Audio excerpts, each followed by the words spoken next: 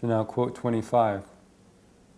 They who are the luminaries of truth and the mirrors reflecting the light of divine unity, in whatever age and cycle they are sent down from the invisible habitations of ancient glory unto this world, to educate the souls of men, and endue with grace all created things, are invariably endowed with an all-compelling power, and invested with invincible sovereignty.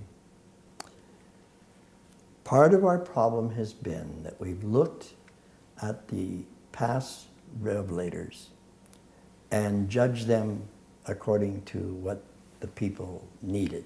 For an example, I put it often as, which teacher that you had was the smartest? Your second grade teacher or your fifth grade teacher? Which one was smartest?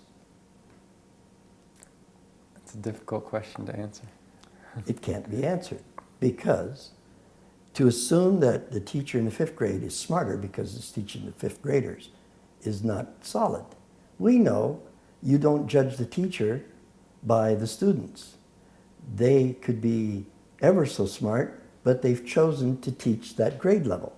So that what we have to understand, that because a prophet came in the early days, did not leave that he was less a prophet, less guided by God, less having access to the divine graces, but only revealed what was we were, as a human family, capable of accepting at that particular time. But they formed the school of God. And in the school of God, we go in stages. And when you finally get to a certain stage, you graduate into something else. And what divine unity is saying, there all along was a unified curriculum, a unified process. And it was all an attempt to guide us stage by stage through our own spiritual evolution. What I'd hope to show you is that we've gone through this as a human family to this day. Now we've got to find out we are going through this same process as individuals. We're not all in the same grade. Even though we call ourselves Baha'is. We're in the same school system. We're in the school of Baha. But within the school of Baha, I'm going to offer there are different stages of our development.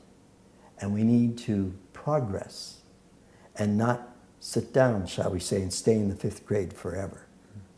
Comes a time when you have to move on to middle school. And I'm going to suggest to you, I believe in the history of the Baha'i faith, we are time to leave grade school and start moving into middle school, i.e. the center of reality, of realities. And that there's great work to be done in this middle range of development. Some will go on to high school, shall we say, and enter the paradise of God's work. But the vast majority of us at least need to get to middle school and not sit on our laurels in the fifth grade because we think we've gone through the education. We know how to read now, while we know how to do arithmetic, and this surely is enough. Now we can busy ourselves in worldly things. I suggest, no, that isn't the way this is supposed to go. But there's more coming on that. So quote 26. Far from aiming at the overthrow of the spiritual foundation of the world's religious systems, its avowed, its unalterable purpose is to widen their basis, to restate their fundamentals, to reconcile their aims, to reinvigorate their life, to demonstrate their oneness, to restore the pristine purity of their teachings, to coordinate their functions, and to assist in the realization of their highest aspirations. These divinely revealed religions are doomed not to die, but to be reborn. This is a profound quote by Shoghi Effendi. But I'd like to suggest it this way.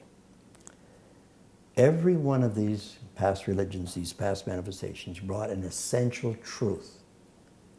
Over the years, we, the human race, have distorted their true teachings.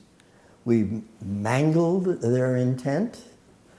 We have distorted our view of each other to such a degree we need to reestablish what the true foundations of these religions were in their true state and recognize and honor it. We need to widen their perspective as the importance of that principle that was broadened.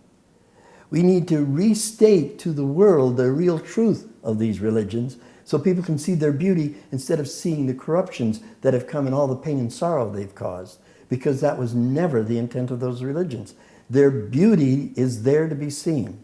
We have been given the tools to unpack those true meanings, to see it for what it is, and in fact, to practice them in our own life. They provide the path of our soul. They are contained within the Baha'i revelation. They are a part of the Baha'i revelation, and we are a part of them. Once we realize this, we can reinvigorate and inspire people's lives, and we can demonstrate that they are, in fact, one religion, unfolding in different stages, and restore the beauty, their pristine beauty and purity, by not only bringing it to the world's attention, but living it ourselves. I am, God willing, wanting to be awakened like Adam was awakening the people. I want to have a solid foundation for my life with choosing a wise partner, the way the story of Noah intimates, and I'll get into that later. I want to believe and put my trust in the one God and in his promises that Abraham revealed. I want to be obedient to the law of God as Moses came to teach. I want to be born of the Spirit as Christ taught. I want to understand divine unity as Muhammad taught. I want to sever myself from the things of this world completely as the Bab taught. And I want to be guided to my destiny as Baha'u'llah teaches. These are essential teachings that were brought in the past that are still true today, and we need to know it, understand it, and put it into practice. And when we see our fellow believers, we can help them see their own faith in a more beautiful light. It's exciting. Their truths are not to be wasted. Their truths are to be like bright stars